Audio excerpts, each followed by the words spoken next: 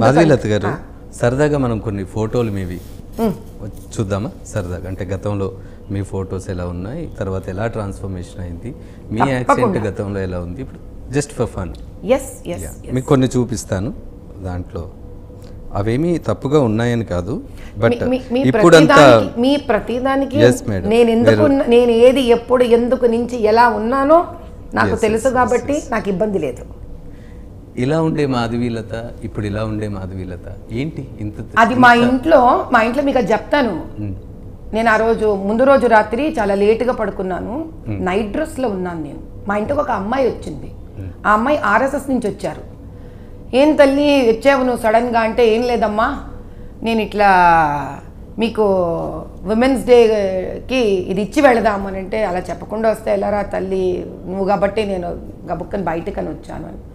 మరి వెయిట్ చేయ కాసేపు, నేను తయారై బయటకు వస్తాను అని అన్నాను. అంటే I was about to go, స్నానానికి వెళ్ళబోతున్నా నేను. పొద్దున పూట మీ ఇంటికి ఎవరైనా వచ్చి డెఫినెట్లీ ఐ అగ్రీ కాబట్టి నేను వెంటనే వెళ్ళి ఒక జాకెట్ వేసుకొని మళ్ళీ పరిగెత్తుకుంటూ, మీరు ఇది తీసుకున్న అమ్మాయిని కూడా అడగండి అమ్మాయిని, ఎందుకంటే మీరు నన్ను అడగకూడదు, ఫస్ట్ మిమ్మల్ని అడగాలి. అడగకూడదు ఎందుకంటే నన్ను అడిగాక అమ్మాయిని అడిగారు అనుకోండి, నా ఇంటర్వ్యూ అమ్మాయి వినేసి ఉంటుంది, అది ధర్మం కాదు. కాబట్టి మీరు ఆ అమ్మాయిని అడిగి అది మీ దగ్గర పెట్టుకొని నన్ను అడిగి నాది అమ్మాయి ఇద్దరిని ఫ్లాష్ చేయండి. ఇది వదిలేద్దాం. ఇలా ఉండే మాధవీలత మొహానికి ఎలాంటి బొట్టు ఉంది, ఇప్పుడున్న మాధవీలత మొహం? అది ఎన్నేళ్ల క్రితం చెప్పండి, చెప్తా మీకు. బహుశా ఒక 5 ఏళ్ల క్రితం ఉంది. ఇంకా ఎక్కువే? No, 5 years back. Fair enough. అది నేను వెళ్ళినప్పుడు ఇది టైమ్స్ వాళ్ళది నాకు తెలిసి ఒక అవార్డు ఫంక్షన్. ఒక స్త్రీ, మీకు సతీ సావిత్రి, సతీ నర్మదా, వీళ్ళ కథలు మీకు ఎంత తెలుసో నాకు తెలీదు. మా నాన్నగారు ఈ కథలు చెప్పి నన్ను పెద్దదాన్ని చేశారు. మీరు ఏ ఫోటో అయినా నాది బిఫోర్ మ్యారేజ్ మీరు కనుక తీసుకుంటే కనుక ఎందుకంటే మీరు చైనా ట్రిప్ వెళ్ళారు, మీ ఫ్యామిలీతో వెళ్ళారు. ఈ ఫ్యామిలీ కాదు, you are not understanding yet what is the family in my words. వివాహానికి ముందు నేను కాలేజీకి వెళ్ళినా, డాన్స్ ప్రాక్టీసెస్కి వెళ్ళినా, ఎక్కడ వెళ్ళినా నేను ఎప్పుడు నా జుట్టుని వదులుకోను.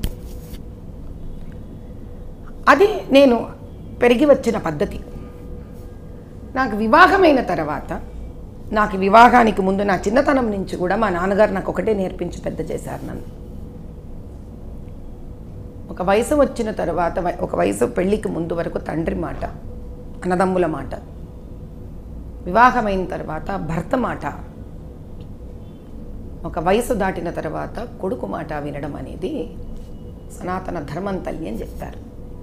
అది ఒకసారి కాదు, చిన్నప్పుడు నాకు కథలు చెప్పి పెంచారు మా నాన్న.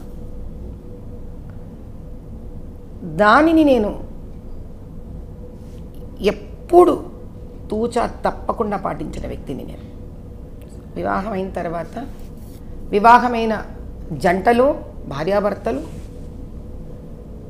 ఏ విధంగా అయితే వాళ్ళకి భార్యకు నచ్చినట్టు భర్తలు మారేవాళ్ళు కొంతమంది ఉంటారు, భర్తకు నచ్చినట్టు భార్యలు మారేవాళ్ళు కొంతమంది ఉంటారు.